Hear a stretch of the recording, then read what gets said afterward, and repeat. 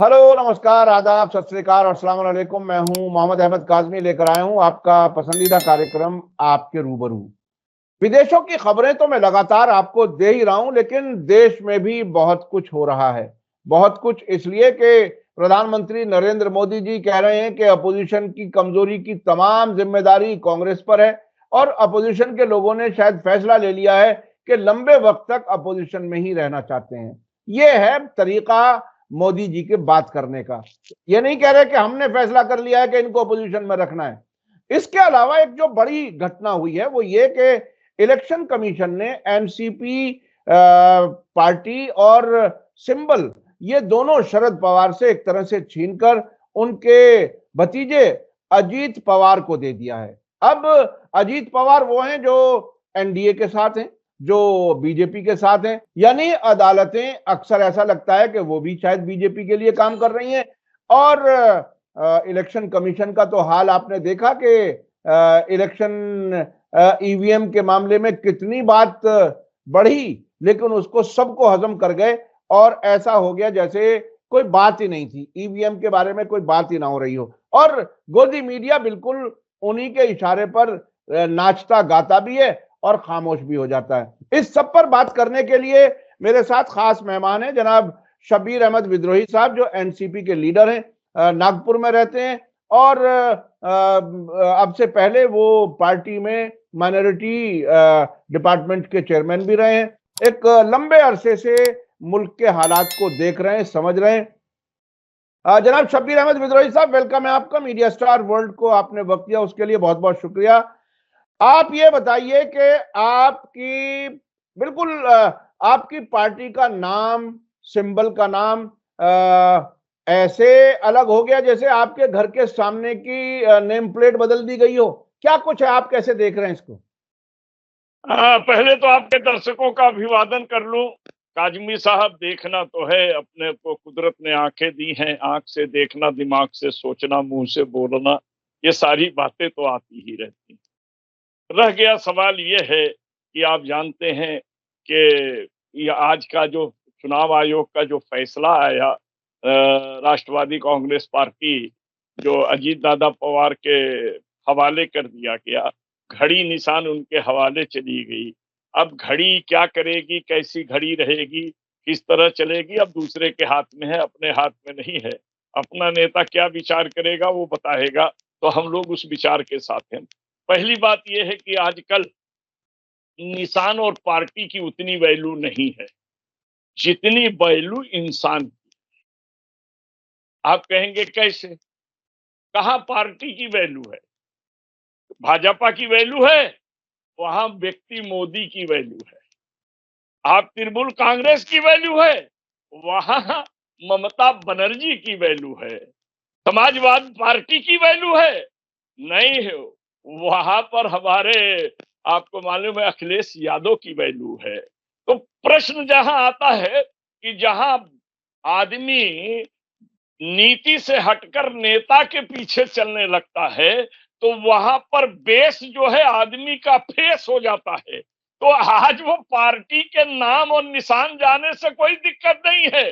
जो इंसान फेमस है, जिस इंसान का फेस ही राजनीतिक बेस है, उससे लोग जुड़े रहते हैं और जुड़े हुए हैं। और यही वजह है काजमी साहब कि नाम और निशान के जाने से हमारा नेता परेशान नहीं है, क्योंकि वो जानता है कि लोग जो है शरद चंद्र पवार से जुड़े थे और शरद चंद्र पवार की पार्टी का नाम राष्ट्रवादी था।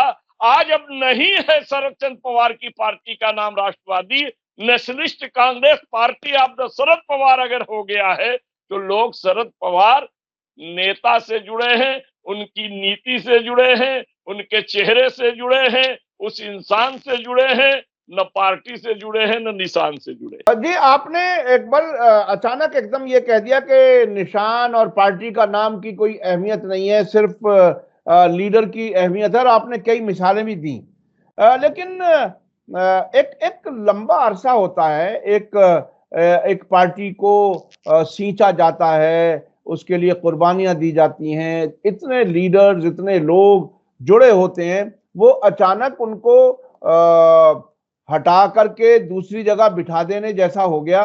क्या आपको लगता है कोई फर्क नहीं पड़ेगा पार्टी के जो जो परफॉर्मेंस जिसे कहते हैं, इलेक्शन परफॉर्मेंस, क्या उस पर कोई असर नहीं पड़ेगा?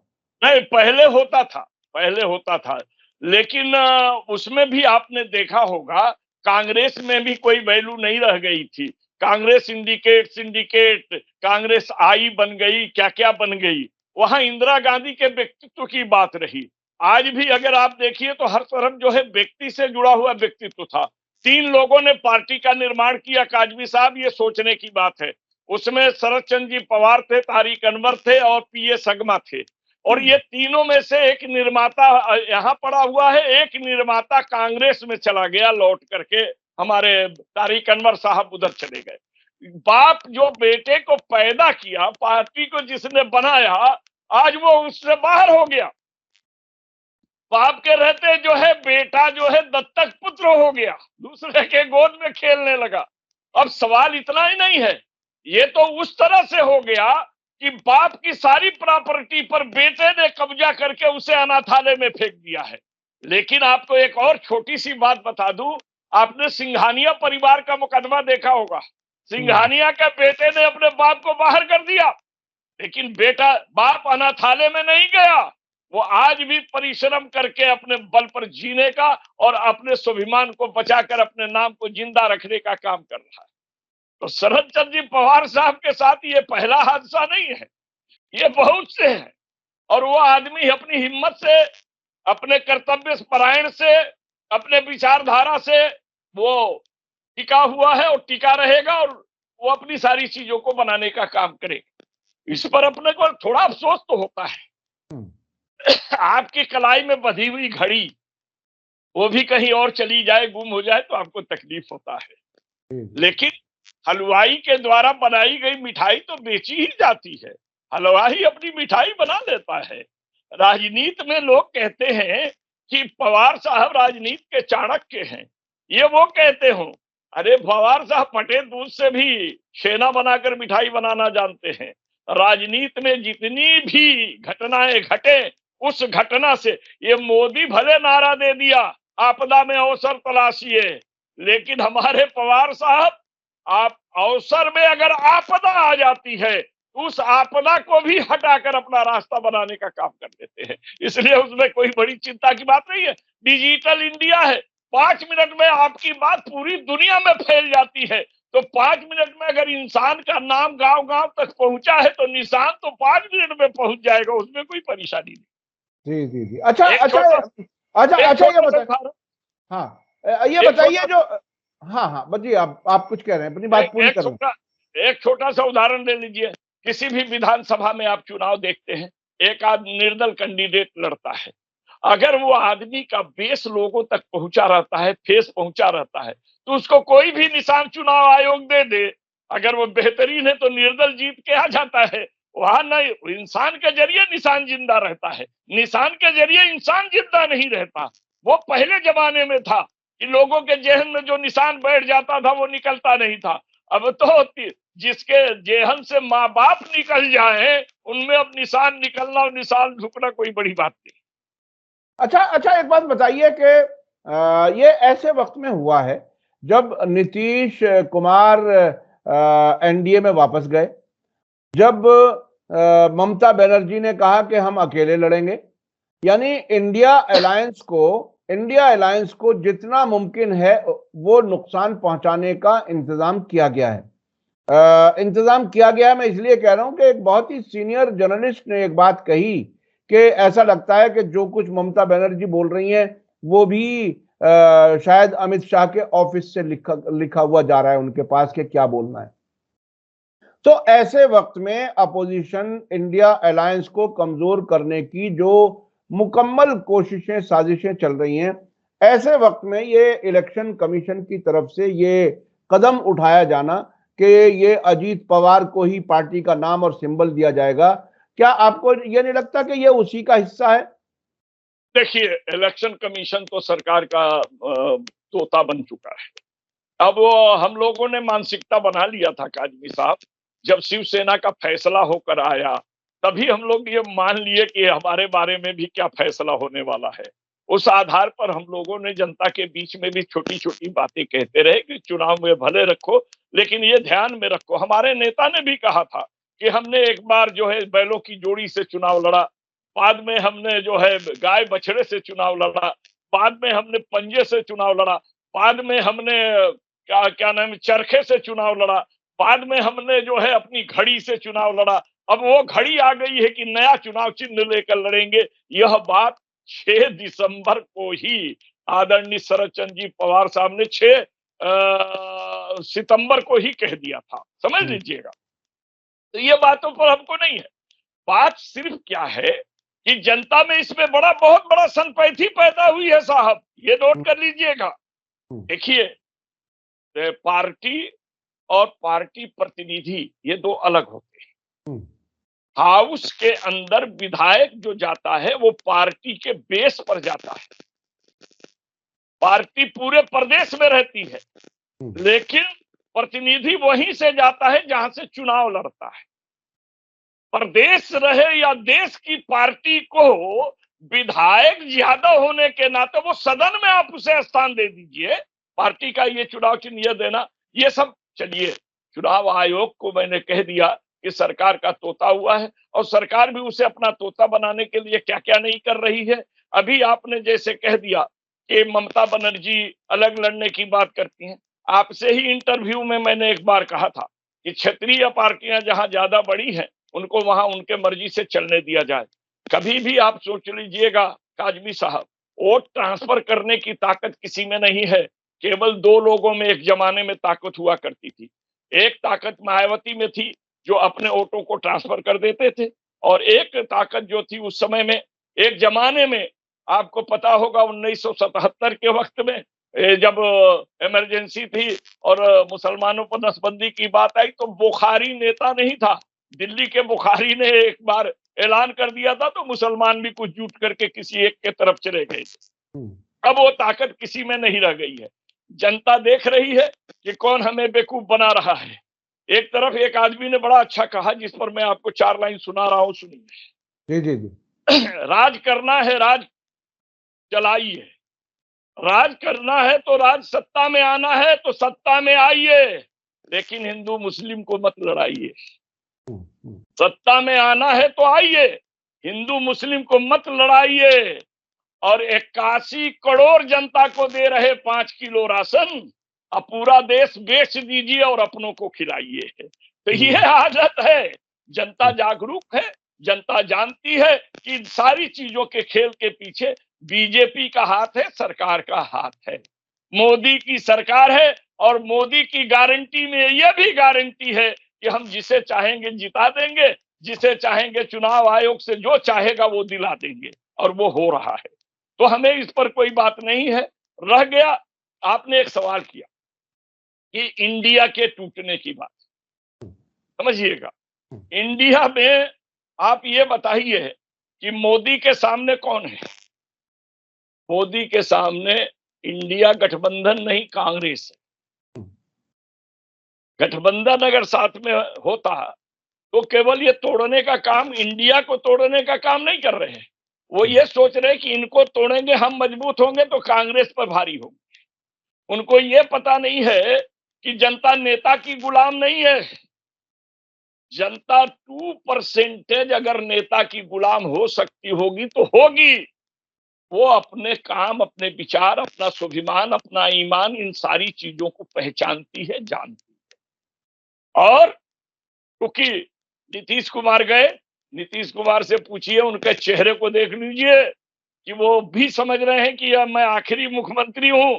विश्वास मत साबित करने में उनको पसीना आ रहा है। 10 तारीख बोले, फिर 12 तारीख बोल रहे हैं। वो भी देखिए, हो सकता है हो जाए, हो सकता है न भी हो। क्योंकि अध्यक्ष जो है उस इस्तीफा नहीं दे रहा है, और जब अध्यक्ष इस्तीफा नहीं दे रहा है तो आपको मालूम है इनको धांधली करने का मौका नहीं मिलेगा। माझी ओझी ये थोड़ी घुड़की दिखा रहे हैं, तो मेरा उस पर भी नहीं है। मेरा ये मानना है कि कांग्रेस को खुद चाहिए कि जो पार्टियां स्वेच्छा से प्यार से, व्यवहार से जुड़ रही हैं, उन्हें जोड़े रखे, अपने व्यवहार से न तोड़े। कोई लालच में जाता है तो उसे जाने दें, क्योंकि लोभियों का न तो कोई मजहब होता है, न कोई पार्टी होता है। क्योंकि आपने देखा, आपको पता होगा काजमी साहब, आया राम गया राम कैसे बना था? गया राम आया राम मालूम है? 1968 में ये शब्द आए थे और बिहार से ही आया था। गयालाल जी मुख्यमंत्री बनने के लिए दल बदले और बन नहीं पाए तो फिर लौट आए, तो वहां से ये बात चली, गया राम आया राम वाला, समझ रहे कि नहीं? अब पलटू राम हो गया, अब वो गया होया चला गया, अब पलटू राम हो गया, समझ रहे हैं कि नहीं? अब पलटू राम से लोग कह रहे हैं कि बाद में क्या होगा वो देखा जाएगा, क्योंकि सांप जो है वो हमेशा करवट बदलता रहता है और अगर बदले नहीं तो आगे नहीं चलता है। तो नीतीश कुमार सांप की तरह से आए बाएं घूमते ही आगे को बढ़ रहे हैं, दूसरा कोई रास्ता नहीं है और आने वाला समय बताएगा।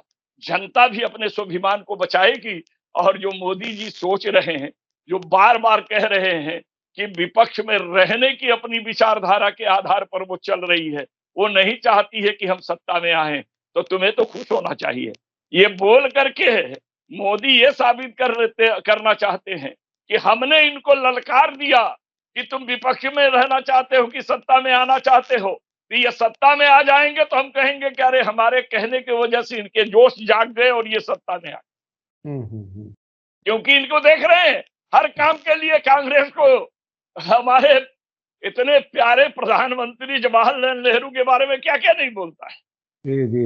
अरे अच्छा, आपने नीतीश कुमार को पलटू राम कहा, लेकिन मैं आपको बताऊं कि इस दौर में भी जहां गोदी मीडिया बहुत ही फल फूल रहा है, या ये कि लोगों में उनके खिलाफ नफरत भी है, इसी बीच में रवीश कुमार ने कहा कि पलटू राम नीतीश कुमार नहीं है बल्कि मोदी है। मोदी तो कहते थे अब इनको वापस नहीं लिया जाएगा, तो मोदी खुद अपनी स्ट्रेटेजी बार बार बदल करके वापस उन्हें जो लेना पड़ा, एक तरह से थूका हुआ चाटने वाली बात हो गई ना। तो ये सिर्फ एक ही तरफ नहीं है, पलटू राम दूसरी तरफ। अरे काजमी साहब, एक ने कहा मैं मिट्टी में मिल जाऊंगा, भाजपा के साथ नहीं जाऊंगा, मैं मरना पसंद करूंगा, फिर भाजपा के पास नहीं जाऊंगा। एक ने कहा कि इनके लिए सारे दरवाजे बंद हो गए हैं। अरे भाई साहब, अपने यहाँ गैस निकलने के भी कई दरवाजे होते हैं, डकार से मुंह से निकलता है, नहीं तो कहीं और से निकलता है। एक बंद कीजिए तो दूसरा खुल जाता है। अभी अभी आपने एक बात देखा, ये लोगों को छोड़ दीजिए, हमारे यहाँ कानून भी एक है, रिश्वत लेना और देना दोनों अपराध है ना? बिल्कुल। उसी तरह ये दोनों अपराध ही है। वो पलट कर लालच में इधर आ गया, इन्होंने पलट के लालच में ले लिया। लालच तो दोनों तरफ है ना। हम फिर से सत्ता में बने रहे और हमारी कुर्सी बची रहे, ये दोनों बातें हैं ना। बिल्कुल। और तो, ये पूरी देश की जनता देख तो ऐसे ही लोगों को गंवार के भाषा में दोगला कहा जाता है ना। जी बिल्कुल। गंवार क्या बोलते हैं? अरे ये आदमी सारा दोगला है, इसके जबान का इसका भरोसा नहीं है, बोलता है। ये देहात की भाषा, ये मैं नहीं कह रहा हूँ, ये मुहावरा है। बिल्कुल ऐसा है। बिल्कुल। तो ये दोनों वही है। अच्छा, अब थोड़ा सा ये बताइए कि अब जबकि अयोध्या में राम मंदिर का इफ्तिताह हो चुका, मोदी जी ने सारे वो काम कर दिए जो पंडितों को करने थे, उसके अलावा अब बनारस का मामला उठ गया, बनारस की ज्ञानवापी मस्जिद, उसके बाद अब मथुरा की बात भी शुरू कर दी। योगी आदित्यनाथ कह रहे हैं कि वो उसमें भी जल्दी है और वो भगवान का नाम लेकर के कि वहां भी जल्दी है। तो ये क्या इलेक्शन से पहले आप क्या बड़े सांप्रदायिक दंगे या कोई ऐसी साजिश देख रहे हैं कि क्या इलेक्शन जीतने के लिए बीजेपी कुछ भी कर सकती है, कहां तक जा सकती है? क्या आप देख क्या रहे हैं इसमें जो कुछ वाकयात हो रहे हैं? देखिए, आपको मकान की ऊपरी मंजिल पे जाने के लिए तीन चीजें हैं। एक सीढ़ी से जाइए, एक लिफ्ट से जाइए, या एक पैराशूट से जाके उतर जाइए। इनके पास काम है नहीं कि जो लोगों का काम किए हो जिसके आधार पर बता करके जीत जाएं। इनके पास बचा क्या? यानी ये सीढ़ी के जरिए तो जाना नहीं जानते, ये लिफ्ट के जरिए भी अब कैसे जाएंगे, जब लिफ्ट को बिजली मिलेगी तब न ये जाएंगे। अब ये पैराशूट से उतरना चाहते हैं, तो पैराशूट है क्या? सांप्रदायिक दंगे के अलावा बाकी, जाति विघटन के अलावा बाकी है क्या? नफरत की बुनियाद के अलावा और क्या है पैराशूट इनके पास जिससे ये उतर सके? इन्होंने महंगाई कम की, इन्होंने बेरोजगारी दूर किया, इन्होंने देश का विकास किया कि देश को बेच दिया? इन्होंने कौन सा काम किया है जिसके आधार पर ये जनता के वोटों से आ सके? ये जनता को भ्रमित करेंगे और उन्हें मालूम है कि 20 करोड़ मुसलमान के सताने से अगर 60 करोड़ हिंदू खुश हो जाएंगे तो हमारी सरकार बन जाएगी। जबकि उसको अब ये पता नहीं है कि 80 करोड़ 80% जो ये हिंदू बोलते हैं, जो हमारे भाई हैं, जिन्हें ये कहते हैं हिंदू, हम उन्हें हिंदू नहीं कहते हैं, हम उन्हें सनातन भाई कहते हैं कि वो हमारे सनातन के भाई है। लेकिन अब इनको ये पता नहीं है, तो उसमें ओबीसी, मराठा और कौन कौन सा अगला पिछड़ा का इन्होंने जो झगड़ा लगा दिया है, ये भी इनके है। बच्चे किसके बेरोजगार में घूम रहे हैं? मुसलमान के तो 80 यानी 100 में 20 ही होंगे ना, 80 तो उन्हीं के बच्चे घूम रहे हैं ना। महंगाई का सामना हम 20% जितना कर रहे हैं उतना वो 80% भी तो कर रहे हैं ना, तो उनको ये दिखाई नहीं दे रहा है। अब वो क्या सोच रहे हैं कि क्यों ना हम फिर लौटे। कहां लौटे? सांप्रदायिक दंगे की तरफ। अब एक नारा देना शुरू किए कि 500 मंदिरें तोड़ी गई हैं और मस्जिदें बनाई गई हैं। हम 500 को नहीं मांग रहे हैं, एक मिल गया 2 और मांग रहे हैं, ये दे दे, बाकी का हम झगड़ा नहीं करेंगे। भाई तुम झगड़ा करोगे नहीं करोगे, दे देंगे नहीं दे देंगे, अदालतें तो तुमको देती जा रही हैं, हम चुप बैठे जा ही रहे हैं।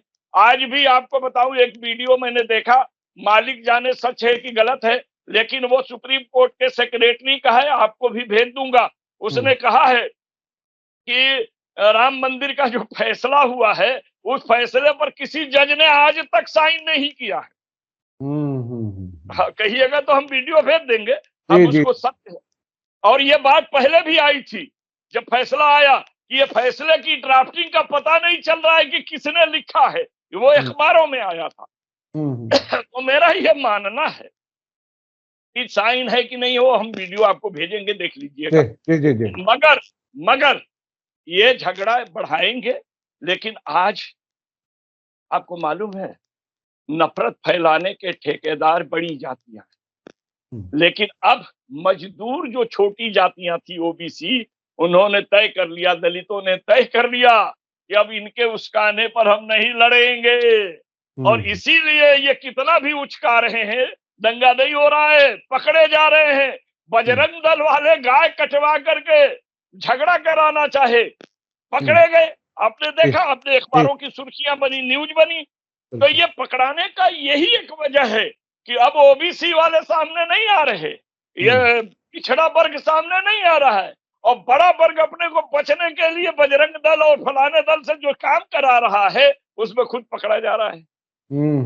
तो ये मतलब नतीजा ये है कि अगर मुल्क की आवाम, हिंदू भी और मुसलमान भी समझदारी से काम लें और उकसावे में ना आए, तो हालात मुल्क के बेहतरी की तरफ जा सकते हैं। क्या ये नतीजा निकाल सकते हैं इलेक्शन में? क्या मुसलमान, देखिए अब इस पिछले कई साल में बहुत लोग इस बात को अप्रिशिएट कर रहे हैं कि मुसलमानों ने बहुत अच्छा रुख इख्तियार किया हुआ है, खामोशी से देख रहे हैं, सब्र कर रहे हैं, प्रोवोक नहीं हो रहा है, गुस्सा नहीं आ रहा है। तो क्या ये सिलसिला जारी रहे? क्या किस तरह से हालात? काजमी साहब, एक शायर के शेर पर तंजीम करते हुए एक आदमी, या चाहे मैंने उसमें देखा है, अब मुसलमान कहते हैं जो होना होगा अल्लाह की तरफ से होगा, हम झगड़ा करना नहीं चाहते। बिल्कुल वो बच्चे नौजवान नहीं उठ सकते, उनको मालूम है कि पुलिस की गोलियां हम पर ही चलती हैं, उन्हें मालूम है कि सरकारी जितने भी तंत्र हैं वो हमको ही सताते हैं। तो हम दुश्मनों से लड़ने के बजाय, हम दुश्मनी तो मानते ही नहीं है, हम उसे दुश्मन मानते हैं देश का, जो देश में टुकड़ा करना चाहता है, देश में अशांति फैलाना चाहता है। तो कह रहे हैं मुसलमान कि मक्तल से गुजरना है, गुजर जाएंगे, मक्तल से गुजरना है, गुजर जाएंगे। गुजर जाएंगे, मौत के डर से तो उबर जाएंगे, मौत के डर से तो उबर जाएंगे, मेरी खामोशी बचा देगी मुल्क का फसाद, जो नफरत फैला रहे हैं वो भी सुधर जाए। हाँ, ये बहरहाल ये एक बहुत बड़ा सबक है और सब्र के जरिए ही हालात को संभाले रखा जा सकता है। कुरान ने कहा इन्नल्लाह मस्साबरीन, अल्लाह सब्र करने वाले के साथ है। जी बेशक बेशक बेशक। और सब्र क्या है? मैं बहुत ही गौर कर रहा था एक चीज पर कि देखिए, अदालत के सामने अगर अदालत लड़ने वाले दो पार्टियां, अगर उसमें एक तरफ मिसाल के तौर पर सरकार है और दूसरी तरफ कोई आम आदमी है, सरकारी तंत्र ने किसी पर इल्जाम लगा दिया। अब सरकार जब वो बेगुनाह छूटता है तो उस जो सरकारी तंत्र के लोग थे उनको कोई सजा नहीं दी जाती, सिर्फ इसको छोड़ दिया जाता है। अगर अदालत का में बैठा हुआ जज अगर वाकई ईमानदारी से फैसला दे तो गलती जिसकी भी हो उसको सजा मिलनी चाहिए ना। तो सरकारी तंत्र में बैठे हुए लोग जो हैं उनको जब तक सजा नहीं मिलेगी तब तक ये जुल्म इसी तरह से जारी रहेगा। वो तो नौकरी कर रहे हैं, वो करते रहेंगे। तो इससे कोई बाहर निकलने का कोई रास्ता है क्या? किस तरह से हाँ, हमारे संविधान में है। देखिए, जो आप नुकसान का दावा करते हैं, कुछ लोग डिफर्मेशन मानहानि का दावा करते हैं, किसी की इज्जत ले ली जाती है, किसी की उम्र ले ली जाती है। अभी तो हमारे यहाँ बुलडोजर से फैसला कर दिया जाता है, मुजरिम का दोष साबित हो या न हो, क्या मकान बना कर देंगे। एक ऐसा ही वाकया हमारे यहाँ दरगाह के साथ हुआ। हम उसमें लड़ते लड़ते 556 स्क्वायर फीट पर, दरगाह का नाम पुराना है, अंग्रेज के जमाने में है। अब हमारी कारपोरेशन से लड़ाई चल रही कि उसको बना कर दो, तोड़ा तुमने है तो, समझ रहे कि नहीं। तो फिर लोग कहते हैं अरे नहीं हम ही लोग बना। हमारे यहाँ भी लोगों में देखिए कानून से चलने की आदत नहीं है। हम गनीमत समझते हैं कि हम छूट गए, यही गनीमत है हमारे। देखिए, जब आपने हमको पकड़ लिया तो बेगुनाह साबित होने का सबूत मुझे देना है, लेकिन गुनाह साबित कराने का सबूत जो है सरकार को देनी है, या जिसने हम पर इल्जाम लगाया है उसको देनी है ना। अगर वो नहीं दिया तो मेरा जो उम्र बर्बाद हुआ, मेरा जो वक्त बर्बाद हुआ, मेरी जो इज्जत बर्बाद हुई, इसको वसूलने का तरीका है। लेकिन हम नहीं पढ़ते हैं ना। हम गनीमत समझ लेते हैं, अरे छूट गए भैया जाने दो, गनीमत समझो। बिल्कुल। वो देखिए ये एहसास पैदा कराया गया है, बराबर के शहरी के होने का एहसास बाकी रहना चाहिए और ये समझना चाहिए कि हम इस मुल्क का हिस्सा हैं, बराबर के शहरी हैं, हमारे भी हकूक वही हैं जितने किसी भी और के हैं। ये बात अगर जहन में बैठी रहे और तालीम हासिल करें, समझें हालात को और अपने हक मांगे, तो मैं समझता हूं कि शायद कोई सिस्टम में कोई जाए। जी जी जी जी जी, बहुत बहुत शुक्रिया जनाब शब्बीर विद्रोही साहब। आपने एक छोटा सा उदाहरण देखते हैं। किसी को सस्पेंड कर देती है गवर्नमेंट और उस पर दोष साबित नहीं होता है तो पूरा पेमेंट देती है, उसको देती है ना। तो क्षतिपूर्ति का अधिकार है, हमारे को भी है। लेकिन जब हम, आज तो बच्चा रोए नहीं तो माँ दूध नहीं पिलाती है हजरत, तो हम जब उसको मांगने जाएं, जागरूकता ये पैदा करनी है कि भारत हमारा है, हम भारत के हैं। समझ लीजिए, ये मुल्क मेरा है, हमारा है, हम इस मुल्क के हैं। हम खुद ही अपने आप को 2 नंबर का नागरिक मान लेंगे तो कहने वाले को तो आप खुद ही मौका दे देते हैं, हम क्यों माने। जी जी, बेशक बेशक बेशक, बिल्कुल।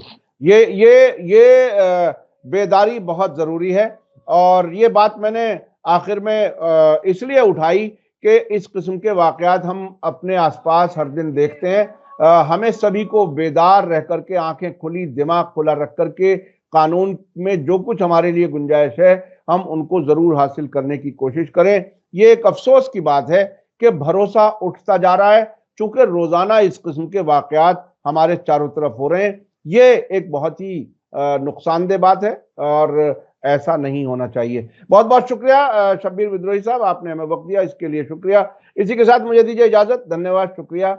जय भारत, जय हिंद। मीडिया स्टार वर्ल्ड के और वीडियो देखने के लिए हमारे चैनल को सब्सक्राइब करें और सीधे नोटिफिकेशन पाने के लिए बेल आइकन दबाएं। और अगर हमारी खबर सच्ची और अच्छी लगे तो अपने व्हाट्सएप, इंस्टाग्राम, फेसबुक और ट्विटर अकाउंट पर जरूर शेयर करें।